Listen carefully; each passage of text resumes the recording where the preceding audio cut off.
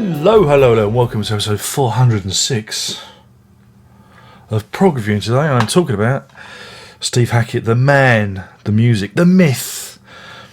It's a DVD. Look. What can we say about it? It's a documentary. It came out last week. It's 143 minutes long. Wow. 143 minutes long. What can I say? What can I say about it? I sat and watched it. I got it. I had a very, very enjoyable Sunday afternoon on the sofa watching the documentary. It's very homespun, very homegrown. It covers quite a long period from like doing work on Beyond the Shrouded Horizons right up to I think the other month, July or something. So there's a lot of material there.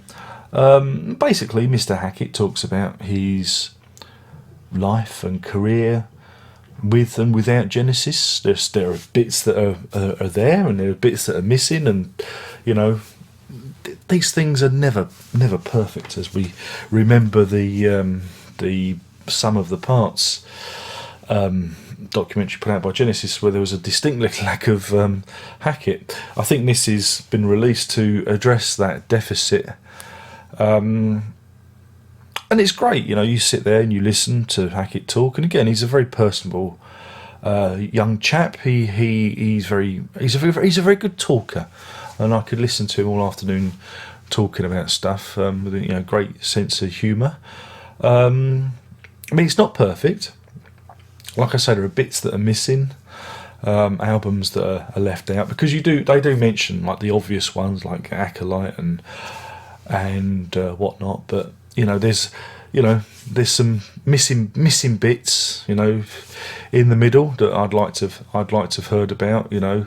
What happened in the some of the 80s and the 90s before he kind of came back. I would like to have known what was in that missing period.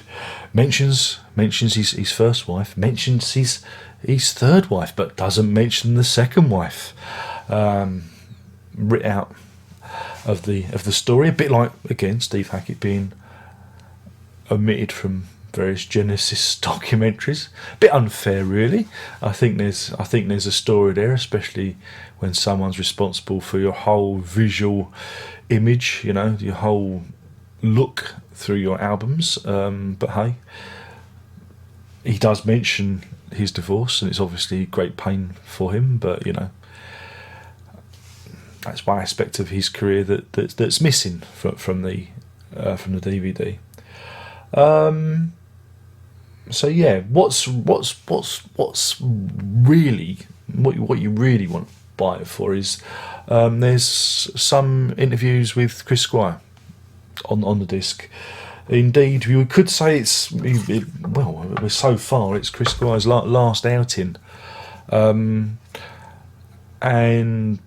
like I say, you have them talking about their work together on Hackett, but there's also a bonus feature where they talk a bit more about music and how they intersected, their careers have intersected and that, and it's quite nice to hear. And there was a nice tribute, dedication to Squire at the end.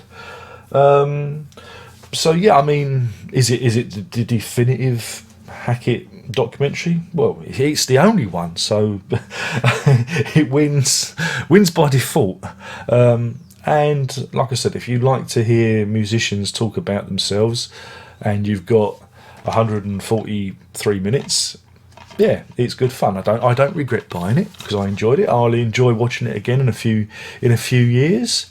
But yeah, if you've seen like the DVD documentaries that came with the Genesis reissues, it's that kind of style with him, just like I say, informally talking to the camera. And there are other people, Roger King, members of his band. Stephen Wilson turns up with his feet bare, picking his toes whilst talking to Hackett. I mean, come on, have some respect.